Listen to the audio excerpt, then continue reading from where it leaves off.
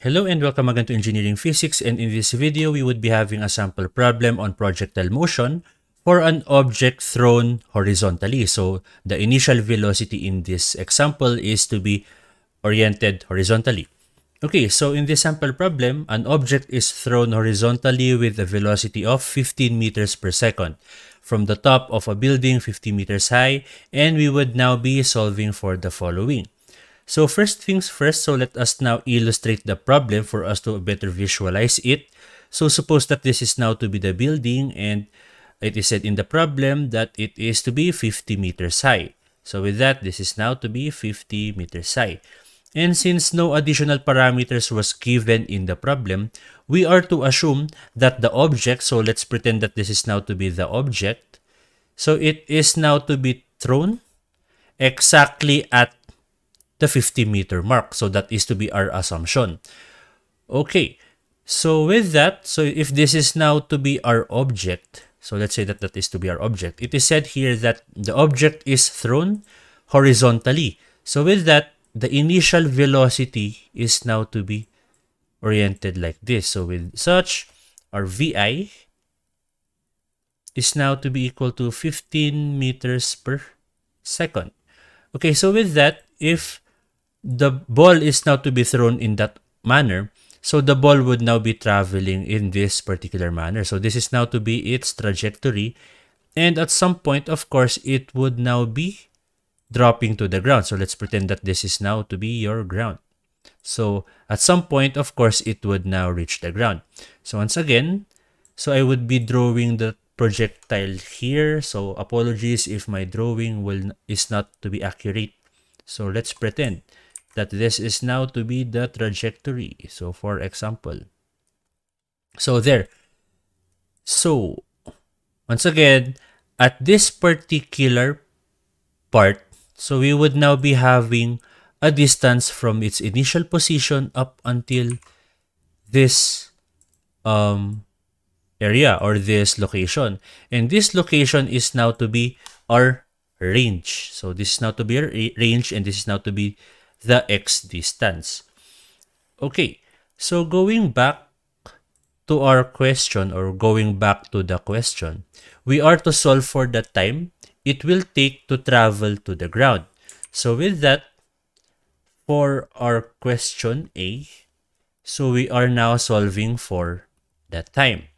So for the time, for us to solve for the time, we can make use of any of these formulas here. So we can make use of the horizontal component or the vertical component. So going back here, so for the for the horizontal component, R is basically equal to Vx times time. But what is to be Vx?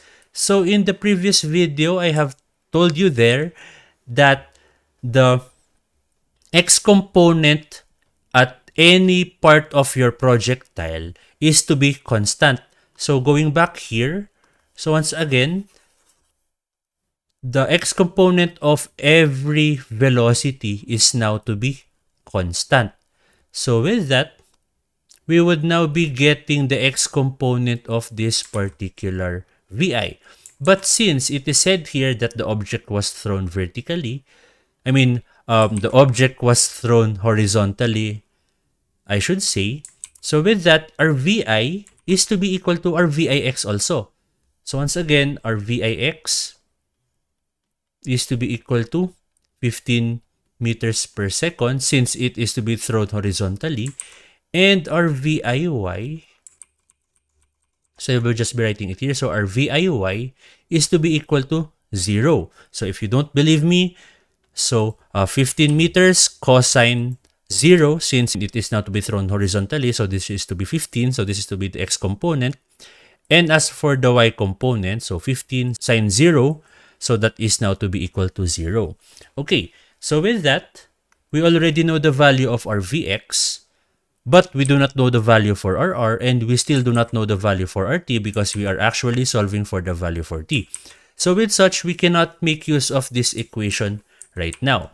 So with that, I can now check if I can solve for the time using free falling bodies. Okay, so once again, guys, given a certain projectile motion, you can analyze it as, you can analyze its x component or its y component separately. So, pwede naman magkahiwalay yun.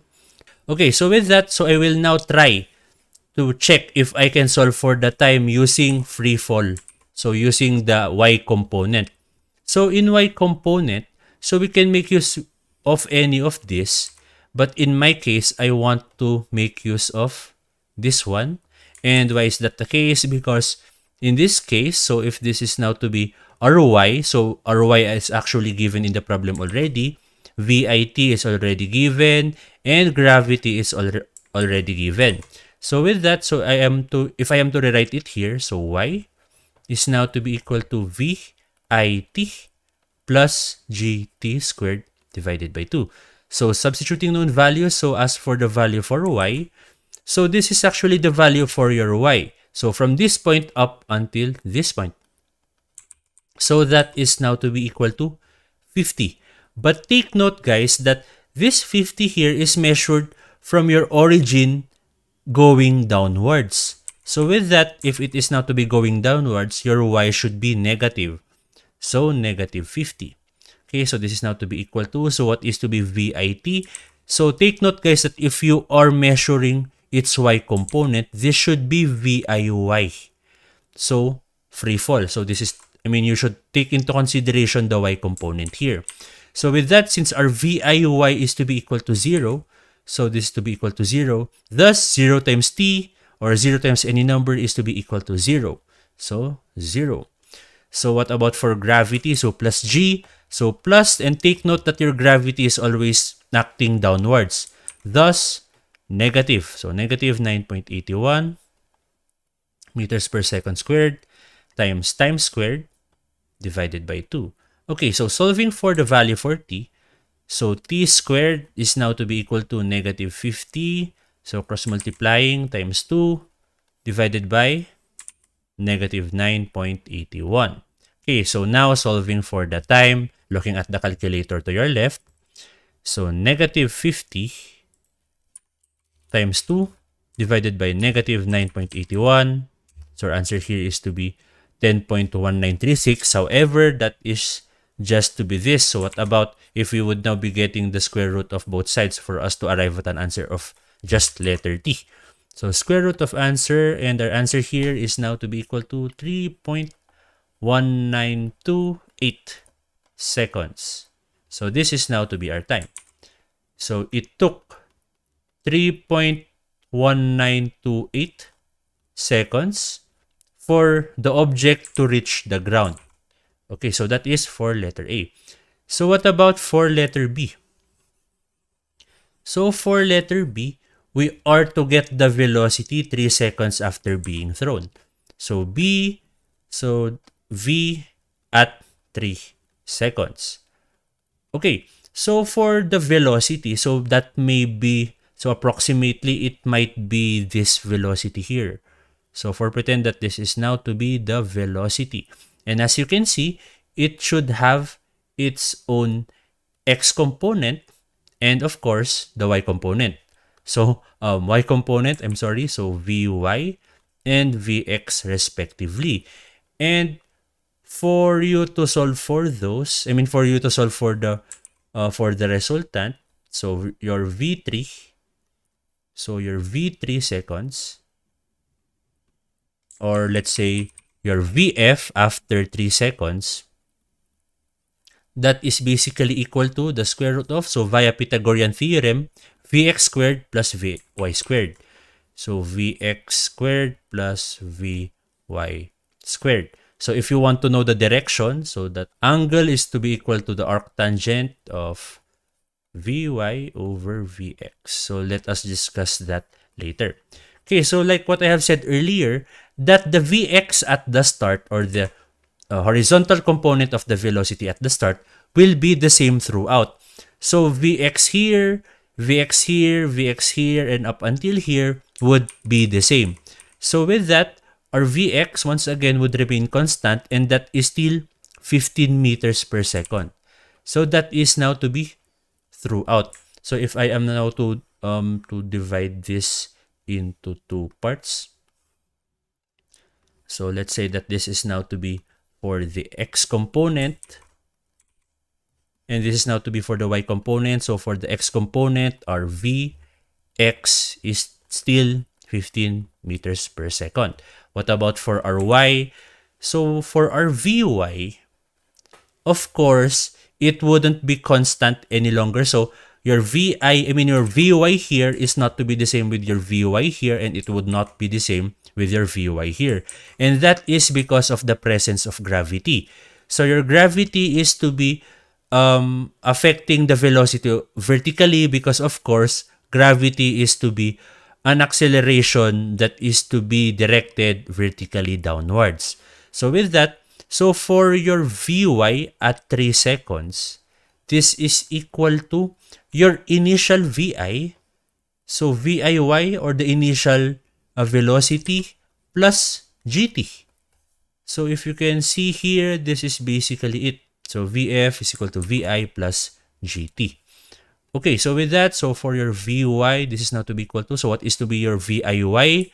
So as you can remember, that is to be 0. So that is to be the initial velocity.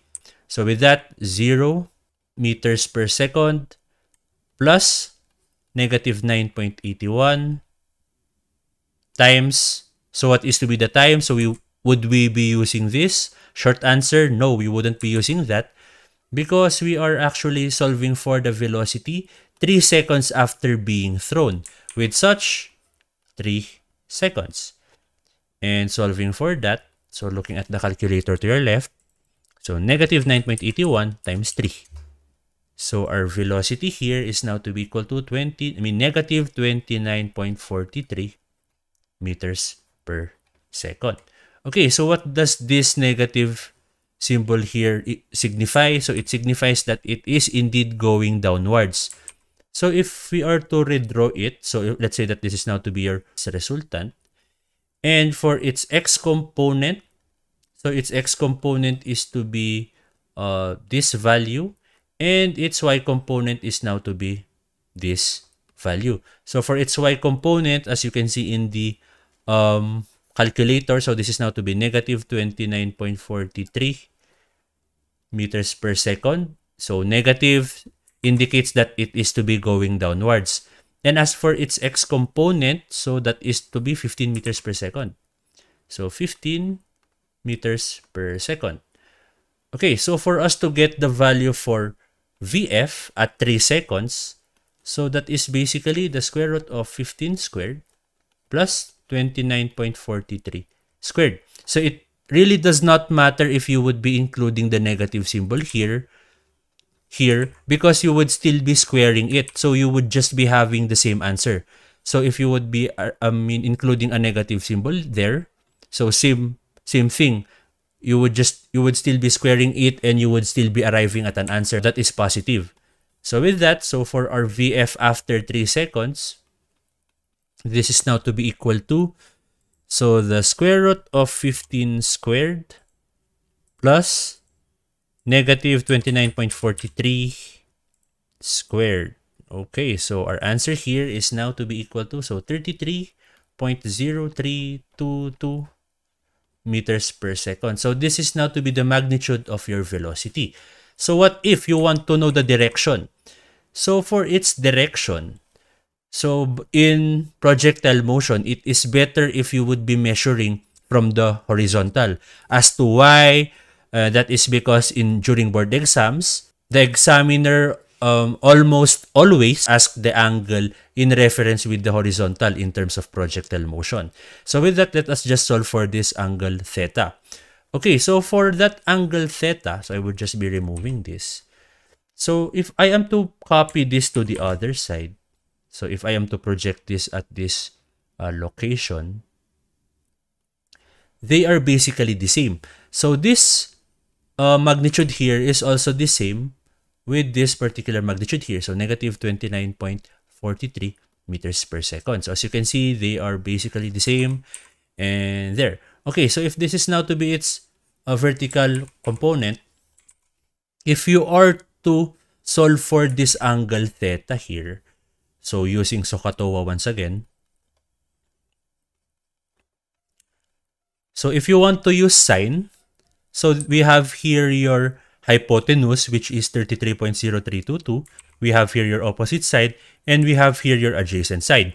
So if you would be using any of this, you should have the same value, but it is better to get accustomed to using this in solving for the angle, because if you would be using sine, you are also depending it with your answer here. But what if your answer here is incorrect? So kapag mali yan, edi mali na din ito. So double jeopardy. So double dead ka na.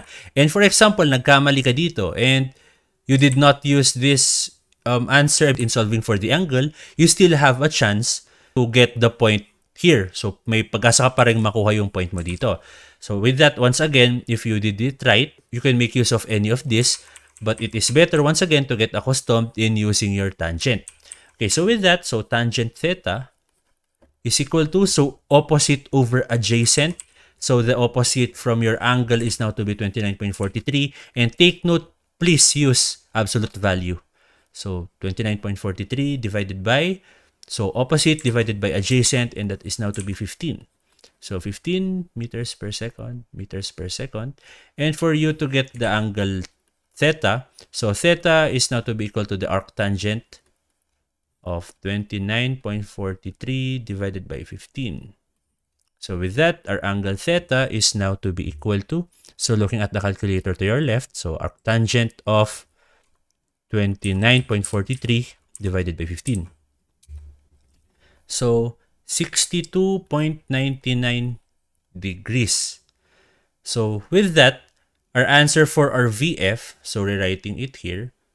So for our VF, so VF is to be equal to 33.0322 meters per second with an angle of 62.99 degrees. 62.99 degrees below the horizontal. So if you want to indicate south of north, south of east, so it will depend, but it is better if you would be making use of below the horizontal. So that is just for projectile motion. So below horizontal. Okay, so that is for letter B. So what about for letter C? So for letter C, it is asked here, so what is to be the distance from where the object falls? The distance from where the object falls to the building, so that is basically the distance from this point up until your building. So with that, that is basically Rx. R or X, or range or X. So for your range, that is basically your X, and that is basically Vx times T. So with that, so your R, once again, is equal to Vx times T. So for your Vx, so that is to be Vix, 15 meters per second. So that would be constant throughout. So 15 meters per second. And what about for the time? So for the time, we have actually solved for this earlier already. So it took 3.1928 seconds to reach the ground. So this is now to be your time. So with that, the range is now to be equal to, so 15 times 3.1928. So our answer here is now to be equal to 47.892 meters. So seconds will just cancel out. So this is now to be our answer for letter C. So there.